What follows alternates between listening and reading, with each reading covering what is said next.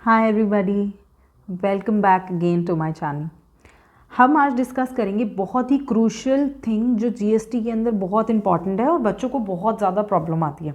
तो मैंने देखा कि आईटीसी एक ऐसा टॉपिक है जहाँ पर आपको बहुत ज़्यादा माइनर डिटेल्स का ध्यान रखना है, क्योंकि क्वेश्चन में जो आईटीसी कैलकुलेशन होता है, नेट टैक्स लायबिलिटी कैलकुलेशन होता है, वहाँ पे सबसे ज़्यादा गलतियाँ आईटीसी की वजह से होती है।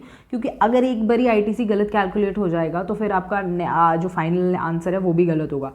इनफैक्ट एग्जाम में मार्किंग तो स्टेप वाइज होती है, बट स्टिल आपको ये चीज़ें याद रखनी है कि अगर आप माइनर चीज़ों का, बहुत सिंपल चीज़ है, फिर एक बार ही 2-3 बार रिवाइज कर लेंगे आईटीसी में, तो ये एक ऐसा क्रूशियल है जो आपको बहुत अच्छे 15-20 मार्क्स आराम से दे देगा। क्योंकि एमसीक्यू में भी इसके बहुत ज़्यादा बनते रहते हैं और एक क्वेश्चंस, और सब्जेक्टिव में तो कैलकुलेशन का पूरा क्वेश्चन आता ही है जिसमें आपको पूरा फुल फ्लेज बोल देंगे, आउटपुट निकालो, इनपुट निकालो और नेट करके नेट टैक्स लायबिलिटी बताओ। ठीक है, तो अब हम स्टार्ट करने वाले हैं इससे कि हम क्या नाम है ये देखने वाले हैं कि हमारा क्या आईटीसी कैसे निकालना है। ठीक है, तो आईटीसी स्टार्ट करने से पहले हमको सबसे पहले ये जानना होगा कि आईटीसी का मतलब क्या है। तो आप सबसे पहले क्रिस बिल्कुल कीवर्ड के साथ लिखा है, आप बस कीवर्ड्स को फॉलो करें और उसको अपने कॉपी में नोट डाउन कर लेना। तो है tax paid by the buyer on the purchase of the goods and services. आपने क्या करा है, परचेज करा है बेसिकली। ठीक है, ठीक है, अगर आपने एक सेकेंड वेट अ सेकेंड, ठीक है, तो बेसिकली आपने क्या किया है, परचेज किया आइटम को। अगर आपने परचेज किया है तो आपने कोई टैक्स पे किया है। अच्छा ठीक है, टैक्स पेड ऑन परचेजेस। आगे कहानी की, क्योंकि आपको जब भी लॉ पढ़नी है कहानी की तरह पढ़नी है, लॉ आपको एक कहानी की तरह पढ़ाई जाएगी एक फ्लो में, तो आपको उस फ्लो को प्रॉपरली समझना है और उसको रिलेट करना है। यहाँ लिखा है tax paid on the purchased reduced. Reduced का मतलब क्या हो गया, माइनस करना है। कहाँ पे माइनस करना है, at the time of output taxes paid called ITC. इसका मतलब हो गया कि जो भी आप टैक्सेस पे करके आए हैं, पे करके आए हैं, वो आपको क्या करना है, माइनस करना है। कब माइनस करना है, जब आप ओटीएल दे रहे होगे। इसका मतलब OTL minus ITC is equal to net tax, right. ये आपको क्वेश्चन में पूछ सकता है, ये है आंसर इसका लाइन का मतलब। ठीक है, let's move on to the next point. हम अब एक एग्जाम्पल से भी समझ सकते हैं। मिस्टर एक्स है जिसने गुड्स परचेज करें 15,000 रुपये के, जिसके ऊपर जीएसटी पे किया उन्होंने 18% का, जो कि क्या है 2700। ही सोल्ड, अब उन्होंने सेल करा है क्या 15,000 के गुड्स 25,000 में, जिसपे 18% का जीएसटी है, जो कि कितना है 4500। नाउ अब आईटीसी का इफेक्ट समझिए। देखिए आउटपुट टैक्स लायबिलिटी कितनी थी 4500, इनपुट टैक्स लायबिलिटी कितनी थी 27। अब सोच के देखिए, अब बिजनेस के लिए खर्चा है, यस है। अच्छा, रेट क्या लगा है 18%, ठीक है। टैक्सेस किस पे दिए हैं, इनपुट्स पे दिए हैं, ठीक है। इनपुट्स मतलब रॉ मटेरियल हो गया, ठीक है भाई, सारी कंडीशन फुलफिल नज़र आ रही है। तो ये आपका नेट 1800 है जो आपको गवर्नमेंट को पे करना है। पर किस में पे करना है, कैश में पे करना है, राइट। किस में पे करना है, कैश में आपको इसको पे करना है। ठीक है, चलिए नेक्स्ट हो। हाँ, आगे क्या लिखा है, लिखा है from above 2700 is the taxes paid on the input purchase reduce, minus कर दिए गए एज आईटीसी के नाम के, और अल्टीमेटली क्या पे कर दिया गया, ये जो नेट टैक्स आपको दिखाई दे रहा है। ठीक है, ये है इसका इफेक्ट। अब ठीक है, सबसे इंपॉर्टेंट पॉइंट से स्टार्ट करते हैं। अभी तक तो हमने उसका मतलब और उसका जस्ट एक इफेक्ट देखा था कि उसको कैसे हम निकाल सकते हैं। अब हम आएंगे मेन इंपॉर्टेंट पॉइंट पे, जो कि बेसिक कंडीशंस के बारे में आपको डिटेल्स बताएगा। Basic condition for claiming the ITC, ये फॉलोइंग कुछ कंडीशंस है जो मैंडेटरी बताई गई हैं फॉर क्लेमिंग द आईटीसी। ठीक है, एक सेकेंड पेन चेंज कर लेते हैं। नेक्स्ट, ठीक है, ओके। फर्स्ट पॉइंट क्या बोल रहा है, देखिए आईटीसी लेने के लिए आपको रजिस्ट्रेशन लेना कंपलसरी है, राइट। आगे टैक्स इनवॉइस या फिर डेबिट नोट जैसी कोई भी चीज़ issued by the supplier showing the tax amount, ठीक है, तो वो आपको इनवॉइस देंगे। तीसरा, goods and services must receive, आपको ये सारी चीज़ें रिसीव हो जानी चाहिए। चौथा, supplier should have filed the return and paid the taxes to the government thereon, मतलब गवर्नमेंट को उसके ऊपर जितनी भी उसने सेल करी है उसका एक तो वो रिटर्न जमा कर दे, और रिटर्न के ऊपर जितना वो टैक्स बनता है उस आउटपुट सेल पर, वो सारा का सारा गवर्नमेंट को जमा करते। तब जाकर जो उसने इनपुट के ऊपर टैक्स दिया होगा वो उसमें से माइनस कर देगी गवर्नमेंट।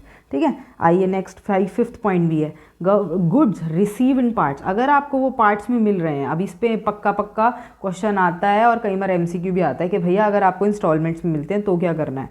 अगर आपको गुड्स इंस्टॉलमेंट में मिलते हैं तो आईटीसी क्लेम कब करेंगे आप, लास्ट इंस्टॉलमेंट या लॉट पे, ठीक है। ITC claimed on the receipt of last instalment. Next 6 point, ITC included in the cost of capital. Capital goods की बात हो रही है जहाँ पर and depreciation on such tax is claim. अगर आपने उसके ऊपर टैक्स के ऊपर क्लेम कर लिया डेप्रिसिएशन तो कोई आईटीसी नहीं मिलेगा, ठीक है। इसको अगर हम समझने की तरीका बताते थे तो एक बारी मैं आपको नीचे वर्किंग करके बता देती हूँ कि इसको कैसे क्लियर करा था। जीएसटी में, जीएसटी लॉ आपको क्या कहना चाहता है बेसिकली, ठीक है। ये आपकी वर्किंग में बना रही हूँ, यहाँ से आप अपने रेफरेंस के लिए भी नोट कर सकते हैं। वर्किंग में सबसे पहले उसने क्या बोला कि अगर आप डेप्रिसिएशन उसमें क्लेम कर लेते हो तो आईटीसी नहीं मिलेगा। सिंपल सी बात ये होती है कि सपोज़ करिए आपका जो कैपिटल गुड है वो कितने का है, 1 लाख रुपए का है। 1 लाख रुपए के अंदर सपोज़ करिए आप कितने टैक्स देकर आए हैं, 10,000 रुपये टैक्स देकर आए हैं, राइट। अब वैल्यू हो गई 1,10,000 जो आपने किसको दी है, सेलर को पे करी है। अब इसके 2 एस्पेक्ट्स हैं,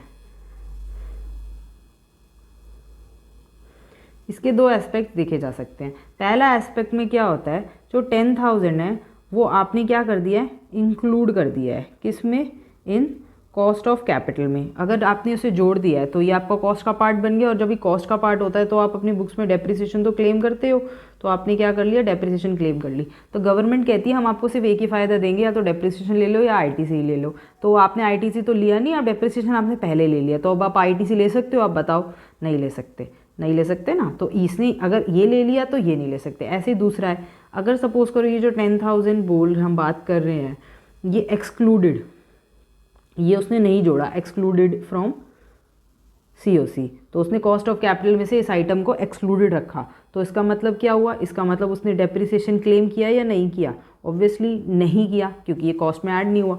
और अगर उसने नहीं किया तो गवर्नमेंट कहती है ठीक है दूसरा बेनिफिट ले लो, इसका मतलब आईटीसी ले सकते हो, तो इसका मतलब ये प्रूव हो गया। तो ऊपर वाले पॉइंट में यही बात लिखी थी कि अगर आपने ये चीज़ उसमें इंक्लूड कर दी तो और डेप्रिसिएशन ले लिया तो हम आप आईटीसी नहीं देंगे, ये कंडीशन है, ठीक है। तो अब बैक टू अ पॉइंट, कहाँ चला गया है, हाँ ये रहा, ठीक है। तो इसका मतलब सिंपल है, देखें depreciation on such tax claim कर लिया तो कोई आईटीसी आपको नहीं अलाउ करेंगे। नेक्स्ट पॉइंट पे चलते हैं, next point number 7, ITC will not be allowed if not claim with in prescribe time. अब आगे हम टाइम लिमिट देखेंगे कि आईटीसी को क्लेम करने की क्या टाइम लिमिट होती है, ठीक है। फिर वो आपको याद रखना है क्योंकि वो न्यूमेरिकल्स बेस्ड है, तो वो एमसीक्यू में पूछी जा सकती है, right. Let's move on to the next point. Next important point is important documents. आपके क्या क्या ऐसे डॉक्यूमेंट्स होने चाहिए ऑन विच आईटीसी में बी क्लेम, राइट। तो आईटीसी क्लेम करना है, ऐसे तो दे नहीं देंगे हवा में, आपको क्या करने पड़ेंगे, डॉक्यूमेंट्स दिखाने पड़ेंगे, अपलोड करने पड़ेंगे, अपने पास प्रूफ रखना पड़ेगा। Registered person can claim ITC on the basis of following documents. Let's see क्या क्या है। पहला, टैक्स इनवॉइसेस, आपके पास एक टैक्स इनवॉइस होना चाहिए जो किसने दिया हो, issued by the supplier. Next, debit note related to the previous tax invoice. Debit note का मतलब आप समझ ही गए होंगे, सप्लायर, डेबिट मतलब डेटर, आपको वो डेटर बना रहा है और डेटर बना के कह रहा है आपसे पैसे चाहिए, तो आपको इशू करा है, आपको पैसे देने हैं, तो किस बेस पे देगा, ऑब्वियसली प्रीवियस इनवॉइस पे, तो वही लिखा है प्रीवियस टैक्स इनवॉइस पे issued by registered supplier, right. Next, third point, invoice issued bye recipient in case of reverse charge. Reverse charge में आपको बताइए टैक्स पे करने की जिम्मेदारी बायर की होती है, तो बायर ही कई बार इशू करता है invoice. Fourth point, bill of entry और similar document in case of import. Import कर रहे हैं अगर हम कोई भी चीज़, तो हमें गवर्नमेंट को क्या दिखाना पड़ता है, बिल ऑफ एंट्री, जिससे हमारे गुड्स क्लियर हो सके और हम टैक्स पे करके रिलीज करवा सके। तो आपके पास बिल ऑफ एंट्री डॉक्यूमेंट होना चाहिए जिससे आप फर्दर आगे क्लेम कर सको। नेक्स्ट है इनवॉइस और क्रेडिट नोट। इनवॉइस तो नॉर्मल होता है, ये क्रेडिट नोट का मतलब क्या हुआ, पैसे देने हैं, मतलब चीज़ को लौटाना है। किसने इशू करा है, आईएसडी में। आईएसडी आपको पता ही है ये क्या करती है, input service, input service distributor, ठीक है। तो ये डिस्ट्रीब्यूटर होते हैं, ये बेसिकली आप ऐसे कह सकते हो मेन हेड ऑफिस होता है। हेड ऑफिस खर्चा तो क्लेम करता है पर अल्टीमेटली खर्चा हुआ ब्रांचेस पे होता है, तो वो ब्रांचेस को बांट देता है, तो एक तरह से इसलिए वो क्रेडिट नोट दे देता है, ठीक है। तो ये आपके पास होने चाहिए। ओके, अब ये आ गया इंपॉर्टेंट। अगर आपने ऊपर वाली कंडीशन क्लेम कर कर आपने कहा हाई टीसी ले लिया, बट कई बार आपके साथ वो वायलेशन हो गई या आपने झूठ किया, फ्रॉड किया, तो गवर्नमेंट क्या करेगी, आपका सारा आईटीसी रिवर्स कर देगी। तो ITC reversed under the following circumstances. Let's see what are the circumstances, कि हमें ये पता रखना चाहिए कि कहाँ कहाँ पे आईटीसी रिवर्स हो सकता है। पहला, goods and services whether input मतलब रॉ मटेरियल और capital goods plant and machinery use for personal purposes, अगर आपने पर्सनल यूज़ किया तो रिवर्स कर देगी। Next, goods and services use for produced और सप्लाइंग एग्जेम्प्टेड गुड्स, अगर आपने कोई भी प्रोडक्ट का इस्तेमाल किया जिससे आप एग्जेम्प्टेड गुड्स को बना या सप्लाई कर सको तो भी रिवर्स करना पड़ेगा। फेलियर टू पे सप्लायर विद इन 180 डेज, आपको पता ही है इनवॉइस इशू हो जाने के बाद 180 दिन का टाइम पीरियड मिलता है, आपको पेमेंट करनी होती है with taxes, right, from the date of invoice, see right. तो इनवॉइस की डेट से आपको 180 दिन के अंदर सप्लायर को पेमेंट करनी है। अगर आपने वो पेमेंट विद टैक्स नहीं की तो जो बायर ने आईटीसी लिया है वो क्या हो जाएगा, रिजेक्ट हो जाएगा। Next, fourth point, credit note, अगर आईएसडी इनपुट सर्विस डिस्ट्रीब्यूटर ने आपको क्रेडिट नोट इशू किया है तो आईएसडी क्या करेगा, क्योंकि देखिए आईटीसी किसको अवेलेबल हो रहा है, आईएसडी को। आईएसडी क्या कर रहा है, क्रेडिट नोट इशू कर रहा है, तो क्या हो जाएगा, आईटीसी ऑब्वियसली रिवर्स हो जाएगा, क्योंकि किसके पास चला जाएगा अब ये वाला आईटीसी, किसके पास, ब्रांचेस के पास, क्योंकि पहले किसके पास चला गया था, आईएसडी के पास, राइट।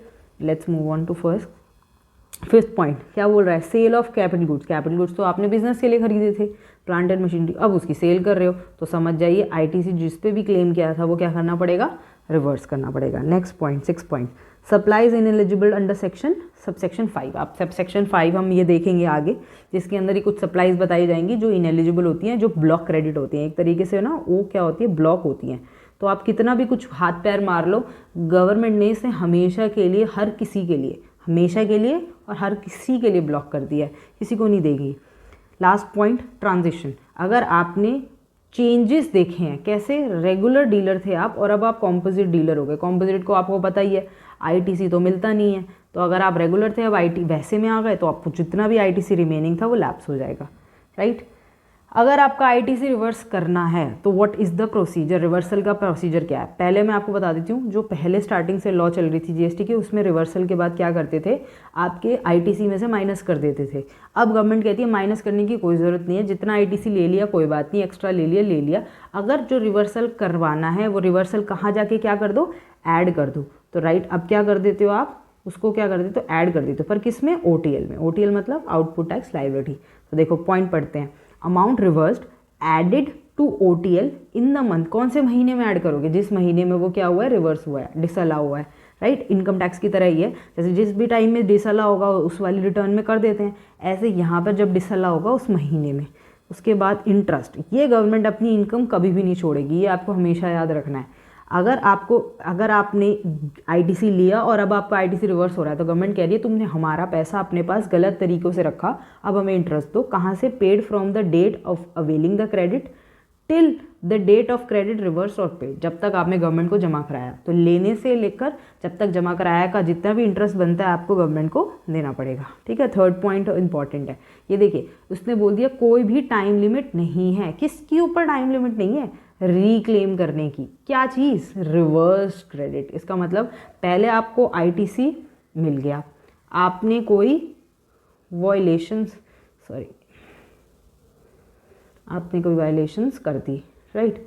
अगर आपने वायलेशंस कर दी तो आपका क्या हो गया, आईटीसी रिवर्स हो गया। तो इसका मतलब अब आपको आईटीसी नहीं मिलेगा, और अब आपने वो जो कंडीशन थी वो आपने फुलफिल कर दी। तो अगर मैंने वो कंडीशन फुलफिल कर दी तो मुझे फिर से क्या हो जाएगा, आईटीसी मिल जाएगा। तो वही तो लिखा है, रिवर्स क्रेडिट क्या हो जाएगा, रीक्लेम कर लो। तो मतलब आप उसे रीक्लेम कर सकते हो, पहले ये हुआ फिर ये हुआ, तो आप उसे रीक्लेम कर सकते हो, उसके लिए कोई भी टाइम लिमिट नहीं है, ठीक है। चलो अभी तक हमारा मेजर इंपॉर्टेंट पार्ट हो गया कवर, अब हमारा आधा पार्ट रह गया है सिर्फ। नेक्स्ट पॉइंट पे मूव करते हैं। नेक्स्ट पॉइंट क्या बोलता है, हाउ टू अवेल क्रेडिट, कैसे क्रेडिट को अवेल करना है, राइट।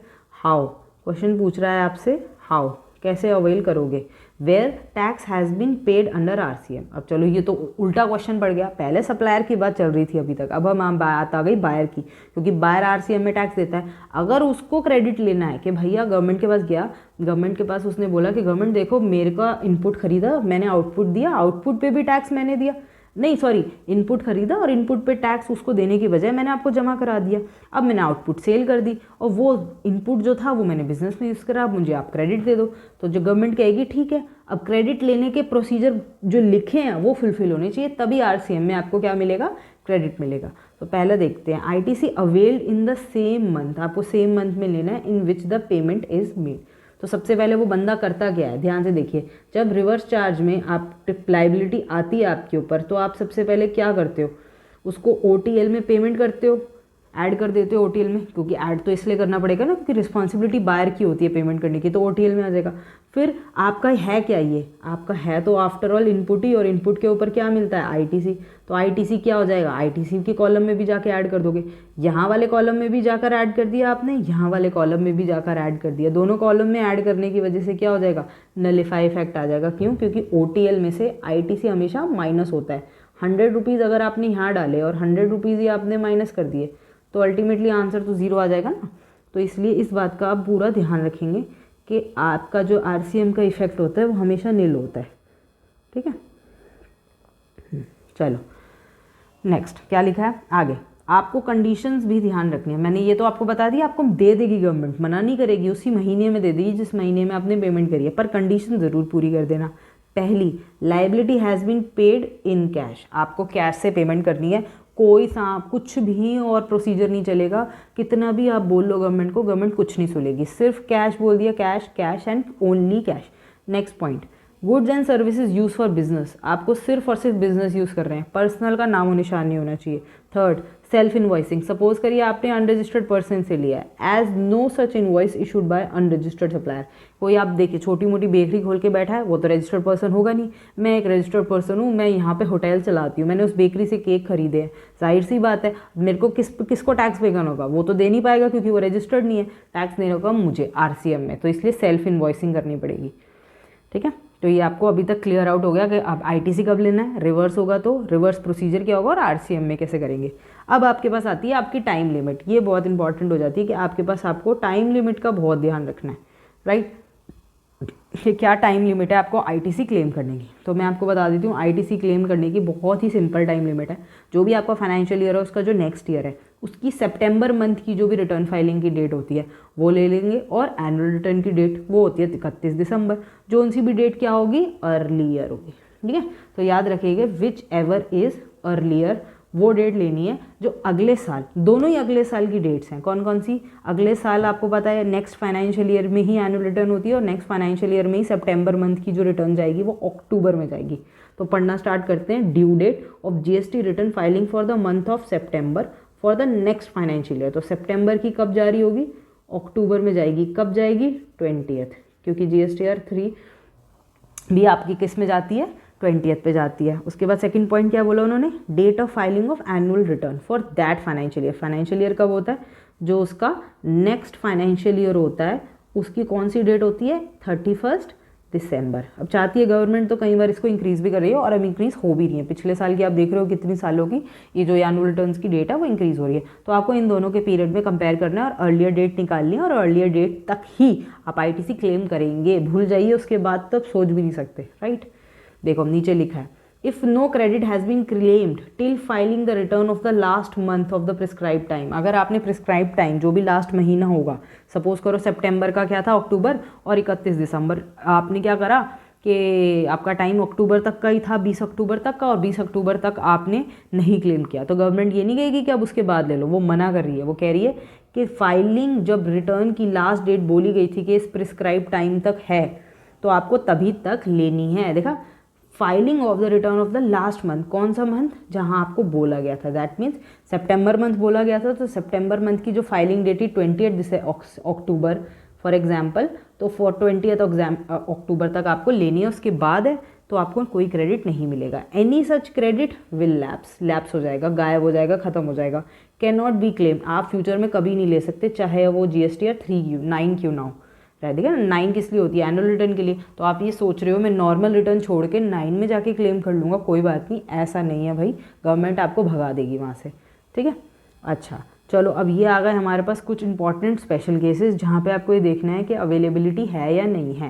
क्वेश्चन में यहाँ पर आपको ज़रूर घुमाएंगे, क्वेश्चन आपको 10-11 पॉइंट्स देगा, तो उस 10-11 पॉइंट में कहीं घुमा रहा होगा वो कहीं में बोलेगा हाँ है नहीं है, ये कर दिया उसने वो कर दिया, आपको कन्फ्यूजन क्रिएट करने के लिए, जिससे आप ये देखोगे ITC मिलेगा या नहीं मिलेगा।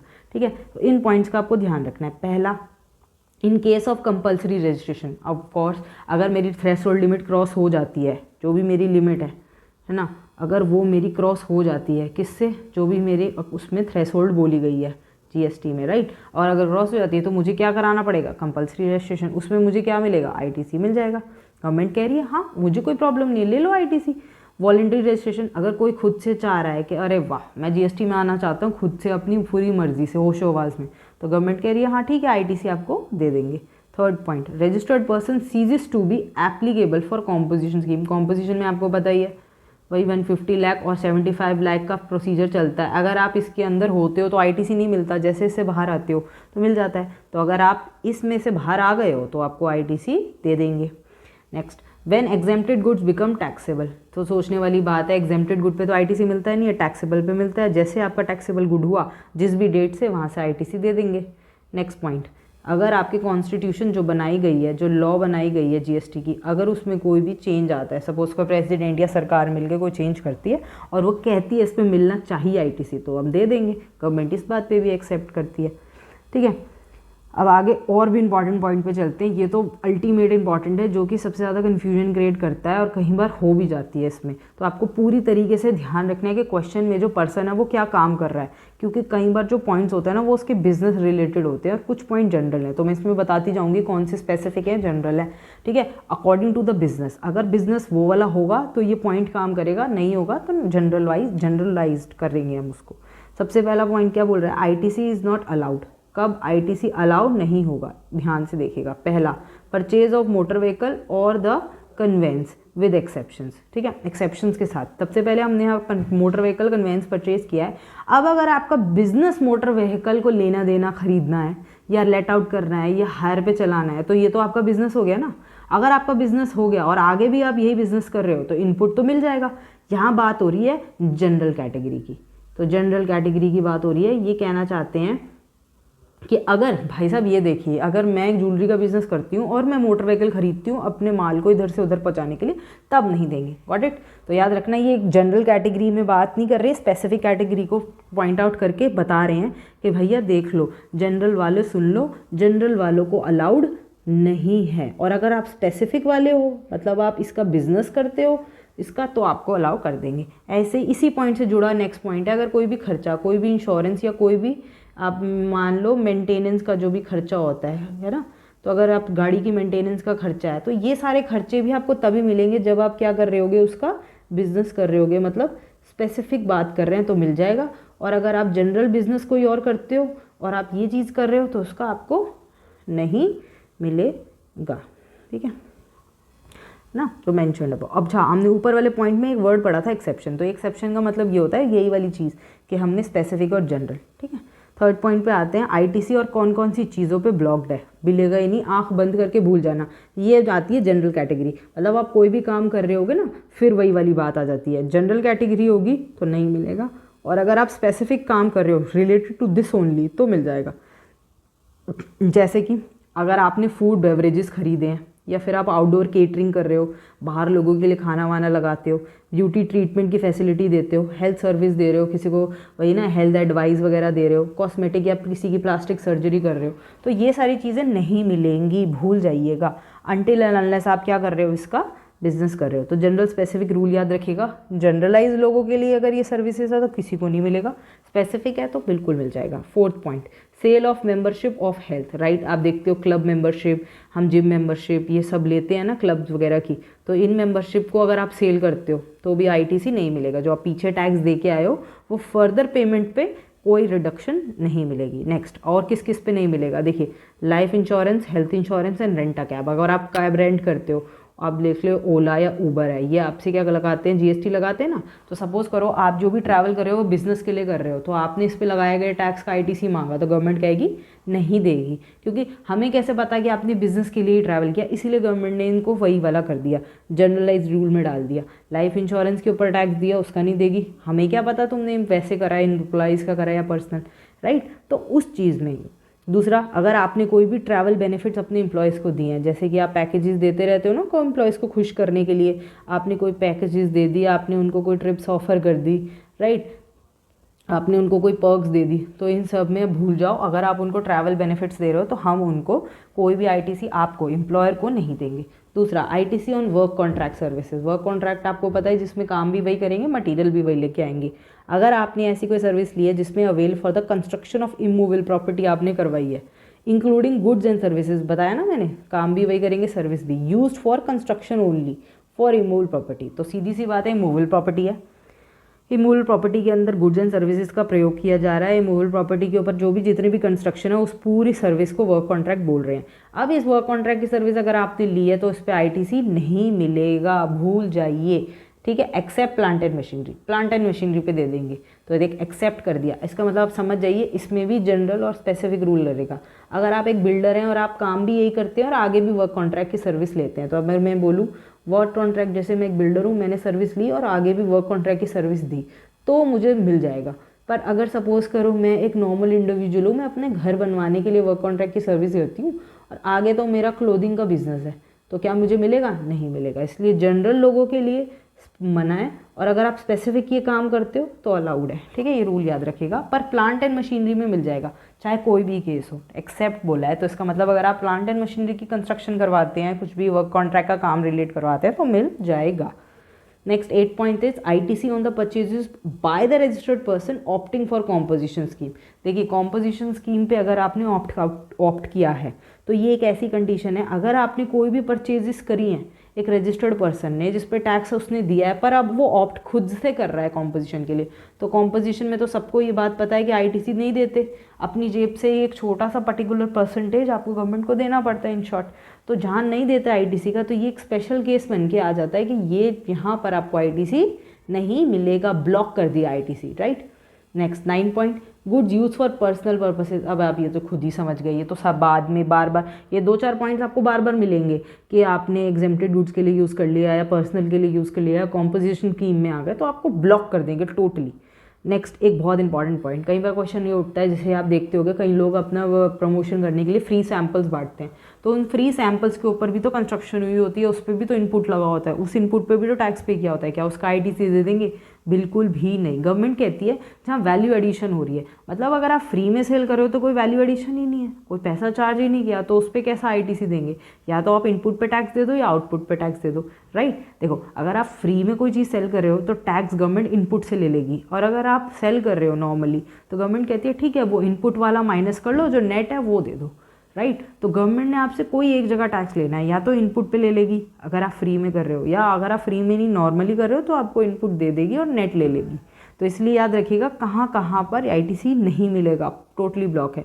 गुड्स चोरी हो गए क्योंकि ये सेल का पार्ट नहीं है, लॉस्ट हो गए नहीं है, पार्ट डिस्ट्रॉय हो गए, पार्ट नहीं है, राइट ऑफ हो गए, या फिर आपने फ्री सैम्पल्स बांट दिए, तो ये भी सेल का पार्ट नहीं है, और अगर सेल का पार्ट नहीं है तो इसके ऊपर आईटीसी नहीं मिलेगा। Next point, ITC on taxes paid due to fraud cases. Suppose करो आप कोई फ्रॉड केस में पड़ गए और उसकी वजह से आपके ऊपर क्या हुई, वो आ गया नोटिस, और नोटिस के बेसिस पे आपके ऊपर वर्डिक्ट पास हो गई और आप केस हार गए, और आपको क्या लाइबिलिटी आपके ऊपर अराइज हो गई कि आपको जीएसटी पे करना है, तो आपने जाकर जीएसटी की पेमेंट कर दी, ठीक है। और जैसे ही आप उसे पे करोगे तो अब क्वेश्चन ये आता है कि आपको आईटीसी मिलेगा या नहीं मिलेगा? ऑब्वियसली नहीं मिलेगा, क्योंकि ये आईटीसी आपने किसके तहत दिया है? फ्रॉड केस के अंडर दिया है, ना कि खुद से दिया है। अगर खुद से देते तो दे देते, ठीक है। नेक्स्ट, ठीक है, तो चलिए ये हमारा हो गया इतना till the time. Thank you so much. ये आपको मैंने आईटीसी के बारे में फुल फ्लैश बताया कि आईटीसी का मतलब क्या होता है, आईटीसी की कैलकुलेशन कैसे करनी है, आईटीसी में कहाँ कहाँ ब्लॉकेजेस हैं, क्या क्या कंडीशन है, क्या क्या स्पेशल केसेस हैं, क्या टाइम लिमिट है, कब तक आईटीसी ले सकते हैं, ठीक है। अच्छा, अगर कोई आरसीएम में आईटीसी है तो आपको कैसे कंसिडर करना है, ठीक है। अगर आपका रिवर्सल हुआ है तो रिवर्स का क्या करने का प्रोसीजर हो गया, राइट। तो ये सब आपको बहुत ध्यान रखना है और क्रिस्प है ये, मैंने प्रॉपर सारे कीवर्ड्स मार्क करके सिंपलिसिटी के साथ बताया। ठीक है, हम मिलेंगे नेक्स्ट वीडियो में। आप मुझे कमेंट सेक्शन में ज़रूर बताइए व्हाट द पॉइंट्स और what are the main important aspect of any of the subject like tax, income tax और द ऑडिट एंड लॉ। ये 4 सब्जेक्ट्स में से आपको कोई भी ऐसा एस्पेक्ट लगता है जिसके ऊपर डिटेल एनालिसिस करना है, या फिर उस पर आपको क्रिस्प कोई एग्जाम्पल या किसी भी चीज़ के ऊपर रियल लाइफ बेस्ड क्वेश्चन चाहिए, तो वो मैं आपको अवेलेबल हो जाएगा। तो that you need to tell me in the comment section. Till the time we'll be meeting in the next video.